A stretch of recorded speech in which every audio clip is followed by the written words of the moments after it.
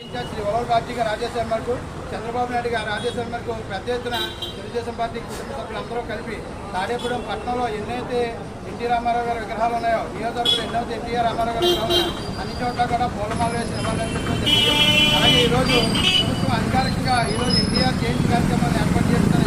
ప్రభుత్వంలో అధికారులందరూ కూడా మనకి సహాయ సహకారాలు అందించడం వాళ్ళ మొత్తం పార్టీ కార్యక్రమం పాల్గొనడం అలాగే గౌరవ సాహస పూజారి బీజేపీ సాతాజీ గారు కూడా ఈ కార్యక్రమం రావాలని అనివార్య కారణంలో రాలేకపోవడం జరిగింది.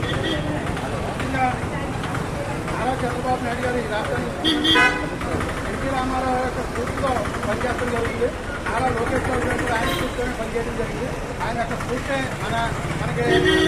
ఆదర్శప్రాయమని అలాగే ఆయన మహానుభావుల యొక్క ఆయనకి భారతరత్న ఇవ్వాలని అలాగే తెలుగుదేశం పార్టీ రానున్న రోజులు ఇంకా కూడా కార్యకర్తలు అందరూ యొక్క స్ఫూర్తితో రానున్న రోజులు ఇంకా అభివృద్ధిలోకి రావాలని పార్టీ 100 సంవత్సరాలనే కదా చెప్తారు విధంగా రామారావు గారు మహానుభావుడు ఆజ్ఞాపించారు. పార్టీ పేద ప్రజల పార్టీ మరియు 15 వర్గాల పార్టీ వ్యక్తుల పార్టీ మైనార్టీల పార్టీ ఈ పార్టీ యొక్క గొప్ప కార్యకర్తల పార్టీ నారా లోకేష్ గారు మాట్లాడుతూ తెలుగుదేశం పార్టీ కార్యకర్త తెలుగుదేశం పార్టీ అధినేత అని చెప్పారు. అది 3 వాస్తవం. మనందరం కూడా తెలుగుదేశం పార్టీ కుటుంబ సభ్యులం అందరూ తెలుగుదేశం పార్టీ చంద్రబాబు నాయుడు గారు మార్గదర్శకంలోని ఎన్టీ రామారావు మార్గదర్శనం పనిచేయడం ఈ రాష్ట్రాన్ని అభివృద్ధి పథకంలో వాళ్ళు చేస్తున్న కృషికి మనం వాళ్ళతో పాటు కార్యకర్తలు ఉండడం నిజంగా మన ఆలోచనలో భావిస్తూ ఈ కార్యక్రమాన్ని ఇంత పెద్ద ఎత్తున ఏర్పాటు చేయడానికి కారణమైనటువంటి